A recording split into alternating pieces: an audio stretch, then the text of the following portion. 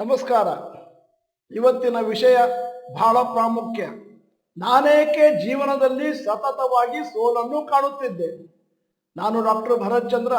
ವಿಡಿಯೋಗಳ ಉದ್ದೇಶ ಕನ್ನಡಿಗರ ಸೇವೆ. ಸಾಮಾನ್ಯವಾಗಿ ನಾವು ಯಾಕೆ ಜನ ಸಕ್ಸಸ್ಫುಲ್ ಆಗ್ತಾರೆ, ಸೀಕ್ರೆಟ್ಸ್ ಆಫ್ ಸಕ್ಸಸ್ ಅಂತ ವಿಡಿಯೋಗಳನ್ನು ಮಾಡ್ತಾ ಇರ್ತೇವೆ. ಆದರೆ ಇವತ್ತಿನ ವಿಡಿಯೋ ಬಹಳ ವಿಶೇಷ. ಯಾಕಂದ್ರೆ ಯಾರು ಜೀವನದಲ್ಲಿ ಸತತವಾಗಿ ಸೋಲನ್ನು ಅನುಭವಿಸುತ್ತಾ ಬರ್ತಾ ಇದ್ದಾರ ಅವರಲ್ಲಿ ಇರುವಂತ ಕೆಟ್ಟ ಹ್ಯಾಬಿಟ್ಗಳನ್ನು ನಿಮ್ಮ ಮುಂದೆ ಲಿಸ್ಟ್ ಮಾಡ್ತಾ ಇದ್ದೇನೆ. ಅವುಗಳನ್ನು ಪಟ್ಟಿ ಹಾಕೊಂಡು ಈ ಪರ್ಟಿಕ್ಯುಲರ್ ಹ್ಯಾಬಿಟ್ ನನ್ನಲ್ಲಿದ್ರೆ ನಾನೂ ಕೂಡ ಫೇಲ್ ಆಗ್ಬೋದು ಅಥವಾ ಪಾರ್ಷಿಯಲಿ ಫೇಲ್ ಆಗ್ಬೋದು ಅನ್ನುವುದನ್ನು ಅರಿತುಕೊಂಡು ಜೀವನದಲ್ಲಿ ಮುಂದಕ್ಕೆ ಹೋದ್ರೆ ಇನ್ನೊಂದಷ್ಟು ಯಶಸ್ಸನ್ನು ಪಡೀಲಿಕ್ಕೆ ಸಹಾಯಕವಾಗುತ್ತೆ. ಉದಾಹರಣೆಗೆ ಈ ವಿಡಿಯೋನ ನಾವೆಲ್ಲರೂ ಕೂಡ ಎಲ್ಲರಿಗೂ ಕಳಿಸ್ಬೇಕಾಗುತ್ತೆ. ಯಾಕಂತಂದ್ರೆ ನಾವು ಇಂತಹ ವಿಡಿಯೋಗಳನ್ನು ಇತರರಿಗೆ ಪರಿಚಯಿಸೋದ್ರಿಂದ ಮತ್ತು ಅದರಲ್ಲಿ ಅವರು ಬೇಕಾದಷ್ಟು ಜೀವನದಲ್ಲಿ ಮಾರ್ಪಾಟುಗಳನ್ನು ತರೋದ್ರಿಂದ ಅವರು ಇಂಪ್ರೂವ್ ಆದರೆ, ದೇಶ ಇಂಪ್ರೂವ್ ಆದರೆ ನಮಗೆ ಪಾಸಿಟಿವ್ ಕರ್ಮ ಬಂದು ತಲುಪುತ್ತೆ. ಆದ್ದರಿಂದ ಈ ವಿಡಿಯೋನ ಎಲ್ಲರಿಗೂ ಫಾರ್ವರ್ಡ್ ಮಾಡಿ. ವಿಡಿಯೋ ಚೆನ್ನಾಗಿದ್ರೆ ಲೈಕ್ ಬಟನ್ ಒತ್ತೋದನ್ನ ಮರಿಬೇಡಿ. ನೀವು ಡಾಕ್ಟರ್ ಭರತ್ ಚಂದ್ರ ಇನ್ಸ್ಟಿಟ್ಯೂಟ್ ಕನ್ನಡ ಚಾನಲ್ ಮೆಂಬರ್ ಅಲ್ಲ ಅಂತಂದ್ರೆ ಇದೀಗ ಸಮಯ ಸಬ್ಸ್ಕ್ರಿಪ್ಷನ್ ಬಟನ್ ಬೆಲ್ ಐಕಾನ್ ಕೂಡ ಒತ್ತಿ. ನೀವು ಸೂಕ್ಷ್ಮವಾಗಿ ಗಮನಿಸಿದ್ರೆ ಸಕ್ಸಸ್ ಮತ್ತು ಫೇಲ್ಯೂರ್ ಮಧ್ಯ ಸಣ್ಣ ಡಿಫ್ರೆನ್ಸ್ ಏನು ಅಂತಂದ್ರೆ ಅವರು ಡೈಲಿ ಏನು ಹ್ಯಾಬಿಟ್ಸ್ ಅನ್ನ ಫಾಲೋ ಮಾಡ್ತಾರೆ ಅದರಿಂದಾಗಿ ಸಕ್ಸಸ್ ಅಥವಾ ಫೇಲ್ಯೂರ್ ಅನ್ನು ಪಡೆದಿರ್ತಾರೆ. ಅನ್ಸಕ್ಸಸ್ಫುಲ್ ಪೀಪಲ್ ಬೇಕಾದಷ್ಟು ಬ್ಯಾಡ್ ಹ್ಯಾಬಿಟ್ ನ ಕಲ್ಟಿವೇಟ್ ಮಾಡ್ಕೊಂಡಿರ್ತಾರೆ ಮತ್ತು ಅವುಗಳಿಂದಾಗಿ ಅವರ ಸಕ್ಸಸ್ ಒಂದಷ್ಟು ಲಿಮಿಟ್ ಆಗಿರುತ್ತೆ. ಅದರ ಬದಲಾಗಿ ನೀವೇನಾದ್ರೂ ಪಾಸಿಟಿವ್ ಹ್ಯಾಬಿಟ್ಸ್ ನ ಇವತ್ತಿಂದ ಕನ್ಸಿಸ್ಟೆಂಟ್ ಆಗಿ ನಿಮ್ಮ ಜೀವನದಲ್ಲಿ ರೂಢಿಸ್ಕೊಂಡ್ರೆ ಮುಂದಕ್ಕೆ ಹೋಗ್ತೀರಿ. ಇವತ್ತು ಅಂತಹ ಹಲವಾರು ನೆಗೆಟಿವ್ ಹ್ಯಾಬಿಟ್ಸ್ ನ ಪಟ್ಟಿಯನ್ನು ನಿಮ್ಮ ಮುಂದೆ ಇಡ್ತಾ ಇದ್ದೇನೆ. ಮೊದಲನೇದಾಗಿ ಪ್ರೊಕ್ಯಾಸ್ಟಿನೇಷನ್ ಅಂತಂದ್ರೆ ವಿಷಯಗಳನ್ನು ಅಥವಾ ಥಿಂಗ್ಸ್ ಅನ್ನ ಪೋಸ್ಟ್ಪೋನ್ ಮಾಡ್ತಾ ಮಾಡ್ತಾ ಹೋಗುದು.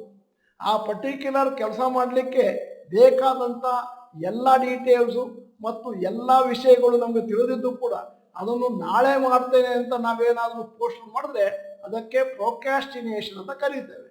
ಅಂದ್ರೆ ಆ ಪರ್ಟಿಕ್ಯುಲರ್ ಕೆಲಸವನ್ನು ನಾವೇನಾದ್ರೂ ಸಮಯಕ್ಕೆ ಸರಿಯಾಗಿ ಮಾಡದೇ ಇದ್ರೆ ಅಂತಹ ಹಲವಾರು ಕೆಲಸಗಳು ಒಟ್ಟಿಗೆ ಪೈಲಪ್ ಆದಾಗ ಒಂದು ದೊಡ್ಡ ಮೌಂಟನ್ ಆಫ್ ವರ್ಕ್ ನಮ್ಮ ಮುಂದೆ ಇರುತ್ತೆ.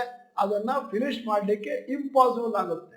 ಆದ್ದರಿಂದ ಯಾವ್ಯಾವ ಕೆಲಸಗಳು ಬರ್ತವೆ ಅದನ್ನ ಆ ತಕ್ಷಣನೇ ಮುಗಿಸ್ಬಿಟ್ರೆ, ಅಂದ್ರೆ ಕಾರ್ಯ ಪ್ರವರ್ತರಾಗಿ ಕೆಲಸವನ್ನು ಆಗಷ್ಟೇ ಮುಗಿಸ್ಕೊಂಡ್ರೆ ಮುಂದಿನ ದಿನಗಳಲ್ಲಿ ನಿಮಗೆ ಮಾಡಲಿಕ್ಕೆ ಏನು ಹೇಳಿಕೊಳ್ಳುವಂತ ಕೆಲಸ ಇಲ್ಲದೇ ಇರುವುದರಿಂದ ನಿಮ್ಮ ಮಾನಸಿಕ ಒತ್ತಡವನ್ನು ಕಮ್ಮಿ ಆಗುತ್ತೆ ಮತ್ತು ನೀವು ಆದಷ್ಟು ಮುಂದಕ್ಕೆ ಹೋಗ್ಲಿಕ್ಕೆ ಅನುಕೂಲ ಆಗುತ್ತೆ. ಇವತ್ತು ನೀವು ಇಂಟ್ರೋಸ್ಪೆಕ್ಷನ್ ಮಾಡಿ ಒಂದು ಪೇಪರ್ನಲ್ಲಿ ಬರ್ಕೋಬೇಕಾಗುತ್ತೆ. ನಿಮಗೆ ಪ್ರೊಕ್ಯಾಸ್ಟಿನೇಷನ್ ಹ್ಯಾಬಿಟ್ ಇದೆಯೋ ಅಥವಾ ಇಲ್ಲವೋ, ಇದ್ರೆ ಅದಕ್ಕೆ ಏನು ಆಕ್ಷನ್ ತಗೊಳ್ತೀವಿ. ಈಗ ಎರಡನೆಯ negative habit, not believing in themself.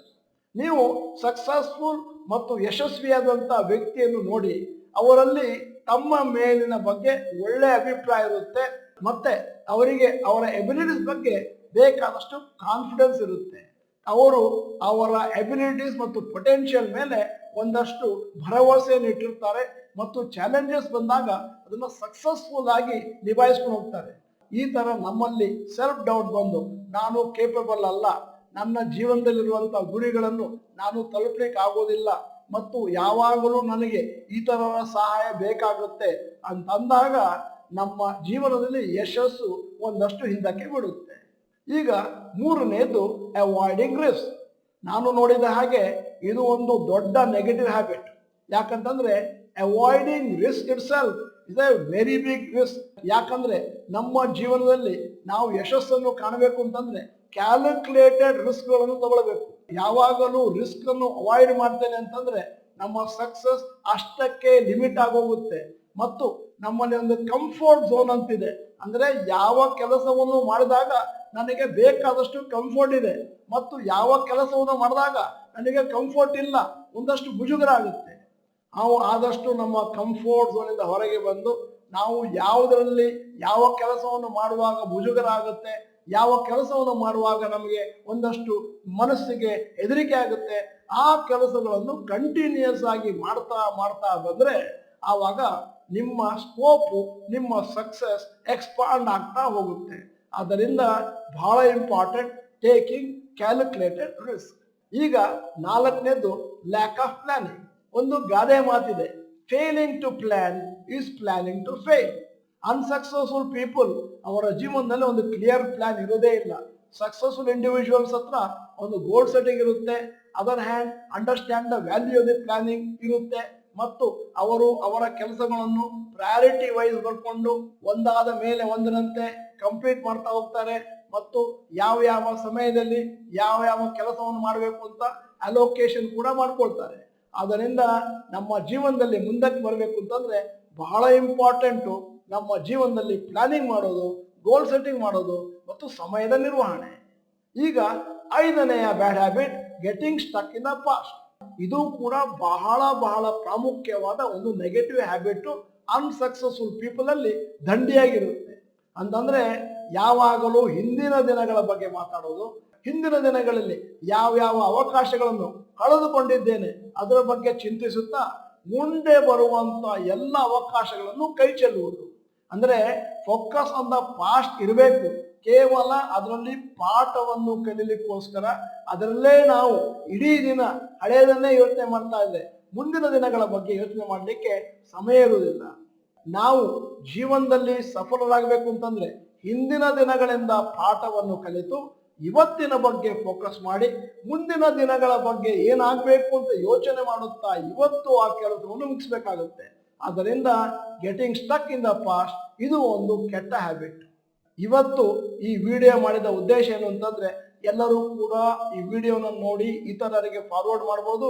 ದಯವಿಟ್ಟು ಈ ವಿಡಿಯೋನ ಆದಷ್ಟು ವೈರಲ್ ಮಾಡಿ ಅಂತ ನಿಮ್ಮಲ್ಲಿ ವಿನಂತಿ ಮಾಡ್ಕೊಳ್ತಾ ಇದ್ದೇನೆ. ಕನಿಷ್ಠ 150 ಜನರ ಒಂದು ಪಟ್ಟಿಯನ್ನು ತಯಾರಿಸಿ 150 ಜನಕ್ಕೆ ಇದನ್ನು ನೀವು ಫಾರ್ವರ್ಡ್ ಮಾಡೋದ್ರಿಂದ ಮುಂದಿನ ದಿನಗಳಲ್ಲಿ ಅವರು ಕೂಡ ಸಕ್ಸಸ್ನತ್ತ ಕಾಲು ಹಾಕಲಿಕ್ಕೆ ಆಗುತ್ತೆ ಮತ್ತು ಯಶಸ್ಸು ಮುಂದಿನ ದಿನಗಳಲ್ಲಿ ಕಟ್ಟಿಟ್ಟ ಬುತ್ತಿ.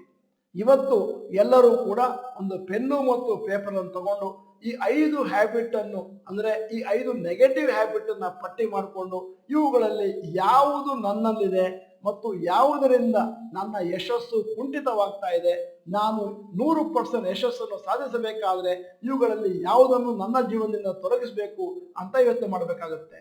ಆದ್ದರಿಂದ ಸ್ನೇಹಿತರೆ, ಈ ವಿಡಿಯೋದಿಂದ ಹೊಸ ಪಾಠವನ್ನು ಕಲೀಲಿಕ್ಕೆ ಅನುಕೂಲ ಆಗುತ್ತೆ. ವಿಡಿಯೋನ ಸಂಪೂರ್ಣವಾಗಿ ನೋಡಿದ್ದಕ್ಕೆ ಧನ್ಯವಾದಗಳು. ನಮಸ್ಕಾರ.